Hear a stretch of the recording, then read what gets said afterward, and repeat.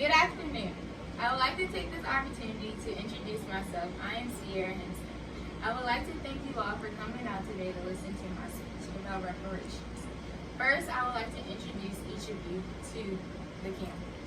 First, we have Ms. Vanessa Robinson. We have Ms. Belinda Houchins, Mr. William Viverette, Ms. Doris Henson, and my camera woman today, Ms. Mia Henson. Today I will be talking about reparations. As small children, our parents and our grandparents would tell us stories about our ancestors and the lives that they had growing up. Some of those stories were good and others not so much. In these stories, there was always a lesson learned at the end or a message to be given. As the old saying goes, there's light at the end of the tunnel. That light just turned out to be reparations given to those who had to embark upon a harder journey in life. Today, I will be informing you about the 3 different types of reparations that the United States government gave over the years. I chose to talk about this because the group of people that I am with, my family, we are still currently fighting to receive the reparations that we deserve. This has caused for me to do an extremely good amount of research regarding the reparations given over the years. The first group of people that I will be talking about is the Japanese Americans in the internment camps during World War II. Secondly, I will talk about the Tuskegee syphilis experiment dealing with African American men. And lastly, I will end on a note of slavery.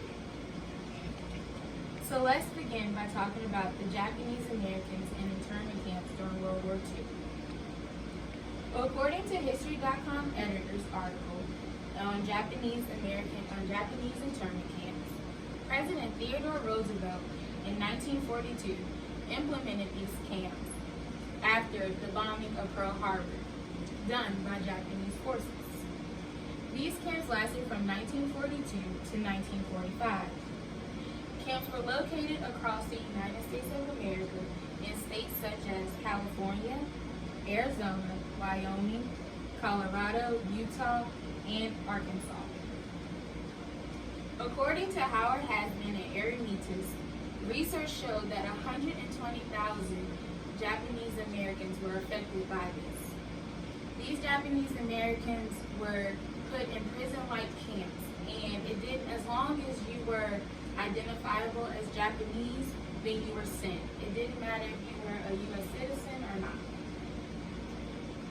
According to Dylan Matthews' article, 6 times victims have received reparations, Congress made 2 attempts to give Japanese Americans their reparations.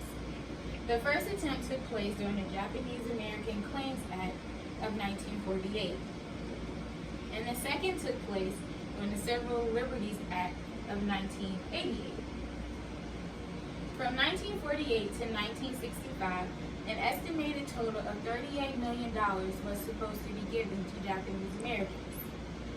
Matthews notes that in the year of 1998, the 80,000 Japanese Americans who were survivors were given $20,000 each.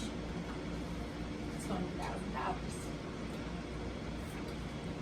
Now that we have covered the task of talking about the Japanese Americans in World War II in the internment camps, I want to focus my attention on the Tuskegee syphilis experiment.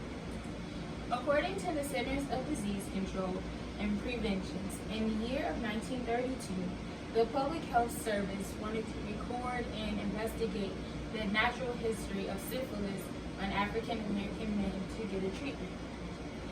This experiment was supposed to have only lasted for 6 months, but turned into 40 years. The CDC also discusses that there was 600 black men affected in this experiment. 399 of those men had syphilis, and 201 of those men did not. They were told that they were being treated for having bad blood, but no treatment was ever given. According to Shinty Strasberg article, Jackson asked for reparations for Tuskegee victims. A man by the name of Mosley Braun said that the black men who had syphilis were used as guinea pigs and not as human beings in this crucial experiment. These men unknowingly exposed their wives, their children, and distant family members to syphilis unknowingly. In the year of 1947, the drug of penicillin came along as a treatment for syphilis. They knew about the treatment, but the black men were never given the treatment of penicillin to cure their syphilis. Instead, they continued with the experiment. In the year of 1972, the experiment of the syphilis ended. 2 years later, in 1974, they were reparated. According to Dylan Matthews' article, 6 times victims have received reparations, including 4 in the United States. The government settled for a $10 million settlement in the year of 1974. $178,000 were given to the men who had syphilis. Their heirs received $72,000. The men who did not have syphilis and were used as the control group in the experiment, they were given $77,000 apiece. Their heirs received $24,000. Lastly, I would like to talk about slavery. With this content. According to Crystal Conti's article, America's History of Slavery, slavery began in 1619 when a man by the name of John Joe went over to Africa and brought back slaves to Jamestown. Slavery lasted for 246 years. In that 246 years, people were lynched, killed, brutally beaten. They had to work in fields, they had to tend fields, even young children, babies, it did not matter. According to Sarah McCammond's article, The Story Behind 40 Acres and a Mule, when the Civil War ended, the freed African Americans that were in the war were promised land. But when Lincoln was assassinated, President Andrew Jackson reversed that promise, and all of the 400,000 acres of land was given back to the Confederate States.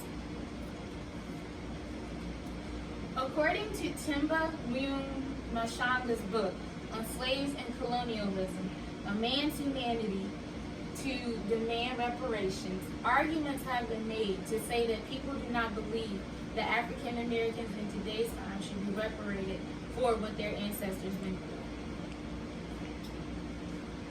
According to Tommy Beer's article, the BET founder calls for $14 trillion in slavery reparations. The BET founder, Robert Johnson, on June 1st of 2020, came out and said that African Americans should be reparated for what their ancestors went through. The amount of money that each person should receive is $333,333.33. This is still up for debate today, and we have yet to receive anything. In conclusion, we have talked about the Japanese internment camps, the Tuskegee syphilis experiment, and slavery. Of those 3, only 2 have been reparated, and we are still fighting today to get slavery reparated.